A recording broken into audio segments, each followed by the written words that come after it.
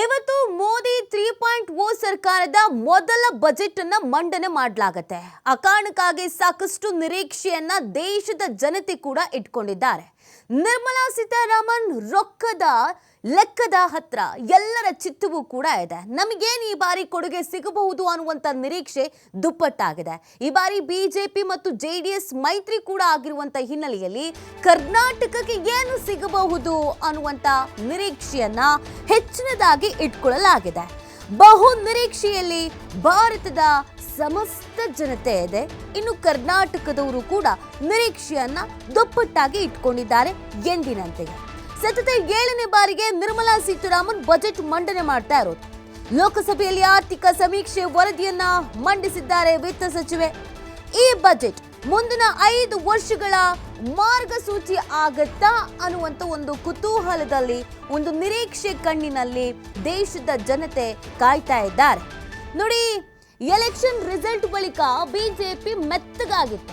So ಇದೀಗ ಖಡಕ್ ಆದಂತ ನಿರ್ಧಾರದ ಬದಲು ಜನಪ್ರಿಯತೆಗೆ ಹೆಚ್ಚಿನ ಒತ್ತು ನೀಡುವಂತ ಸುಳಿವನ್ನ ಕೇಂದ್ರ ಸರ್ಕಾರ ನೀಡ್ತಾ ಇದೆ.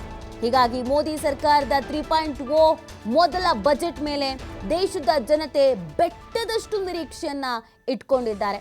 ಇದರ ಜೊತೆಗೆ ಎನ್ಡಿಎ ಮಿತ್ರ ಪಕ್ಷಗಳನ್ನ ತೃಪ್ತಿಪಡಿಸುವಂತ ಒಂದು ಅನಿವಾರ್ಯತೆ ಮೋದಿ ಮೇಲಿದೆ. ಅದರ ಜೊತೆಗೆ ರಾಜ್ಯದಲ್ಲಿ ಬಿಜೆಪಿ ಜೆಡಿಎಸ್ ಮೈತ್ರಿ ಆಗಿರೋ ಕಾರಣ ರಾಜ್ಯದ ಬೇಡಿಕೆಯನ್ನು ಈಡೇರಿಸುವಂತ ಅವಶ್ಯಕತೆಯೂ ಇದೆ.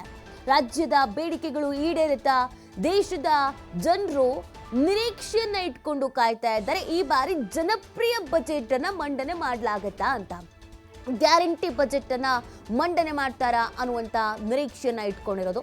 ಖಡಕ್ ಆದಂತ ನಿರ್ಧಾರವನ್ನ ಈ ಹಿಂದೆಯಿಂದಲೂ ಕೇಂದ್ರ ಸರ್ಕಾರ ಕೆಲವೊಂದು ವಿಚಾರಗಳಲ್ಲಿ ನಿಷ್ಠೂರವಾಗಿ ತೆಗೆದುಕೊಂಡು ಬರ್ತಾ ಇದೆ.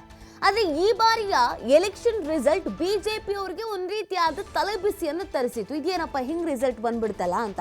ಸೊ ಆ ಕಾರಣಕ್ಕಾಗಿ ಸ್ವಲ್ಪ ಮೆತ್ತಗಾಗಿರುವಂತ ಕೇಂದ್ರ ಸರ್ಕಾರ ಈ ಬಾರಿ ಜನಪ್ರಿಯತೆಗೆ ಹೆಚ್ಚಿನ ರೀತಿಯಾದಂಥ ಆದ್ಯತೆಯನ್ನು ಕೊಡುವಂತ ಸಾಧ್ಯತೆಗಳು, ನಿರೀಕ್ಷೆಗಳು ಜಾಸ್ತಿ ಇದೆ. 7ನೇ ಬಾರಿಗೆ ನಿರ್ಮಲಾ ಸೀತಾರಾಮನ್ ಅವರು ಬಜೆಟ್ ಅನ್ನು ಮಂಡಿಸ್ತಾ ಇರುವಂಥದ್ದು.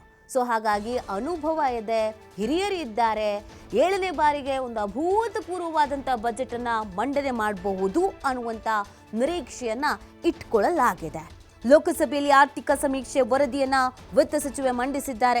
ಈ ಬಜೆಟ್ ಮುಂದಿನ 5 ವರ್ಷಗಳ ಮಾರ್ಗಸೂಚಿ ಆಗತ್ತಾ ಅನ್ನುವಂಥ ಒಂದು ನಿರೀಕ್ಷೆಯನ್ನ ಇಟ್ಕೊಂಡು ಕಾಯಲಾಗ್ತಾ ಇದೆ. ಸೊ ಈಗಾಗಲೇ ಒಂದಷ್ಟು ಬೆಲೆ ಜಾಸ್ತಿ ಆಗಿರುವಂಥದ್ದು, ಕೆಲವೊಂದಷ್ಟು ಕ್ಷೇತ್ರಗಳಲ್ಲಿ ಇನ್ನೂ ಅಭಿವೃದ್ಧಿ ಆಗಬೇಕಾದಂಥ ಅನಿವಾರ್ಯತೆ ಇದೆ. ಹೀಗಿರಬೇಕಾದ್ರೆ ಇವತ್ತಿನ ಬಜೆಟ್, ಈಗಾಗಲೇ 3ನೇ ಬಾರಿಗೆ ಅಧಿಕಾರವನ್ನು ವಹಿಸಿಕೊಂಡಿರುವಂಥ ಬಿಜೆಪಿ ಒಂದು ಮಹತ್ವದ ಬಜೆಟ್ ಅನ್ನ ಮಂಡನೆ ಮಾಡಬಹುದು ಅನ್ನುವಂತ ನಿರೀಕ್ಷೆಯನ್ನ ಇಟ್ಕೊಂಡು ದೇಶದ ಜನತೆ ಕಾಯ್ತಾ ಇದ್ದಾರೆ.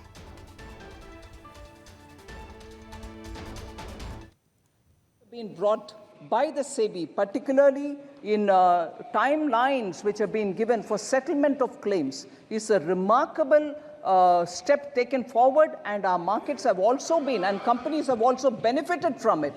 In fact, we are far ahead of the very many other countries where similar companies law operate.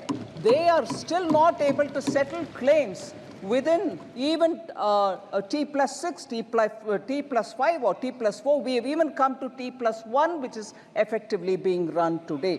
So SEBI-related reforms also are coming up with ease of doing business and treating both all stakeholders with great comfort. Reforms which have been brought by the SEBI, particularly in timelines which have been given for settlement of claims, is a remarkable step taken forward, and our markets have also been. साथियों, मैं देश के सभी सांसदों से, किसी भी दल के क्यों न हो, मैं आज आग्रहपूर्वक कहना चाहता हूं कि हम गत जनवरी से लेकर के हम लोगों के पास जितना सामर्थ्य था, उस सामर्थ्य को लेकर के जितनी लड़ाई लड़नी थी लड़ ली। जनता को जो बात बतानी थी बता दी। किसी ने राह दिखाने का प्रयास किया, किसी ने गुमराह करने का प्रयास किया। लेकिन अब वो दौर समाप्त हुआ। देशवासियों ने अपना निर्णय दे दिया। अब चुने हुए सभी सांसदों का कर्तव्य है, सभी राजनीतिक दलों की विशेष जिम्मेवारी है कि हमने दल के लिए जितनी लड़ाई लड़नी थी लड़ ली। अब आने वाले 5 वर्ष के लिए हमें देश के लिए लड़ना है, देश के लिए जूझना है, एक और नेक बनकर के जूझना है।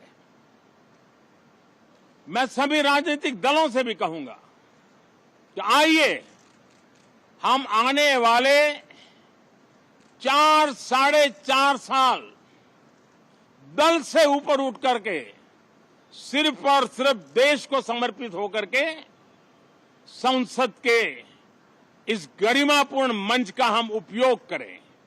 साथियों,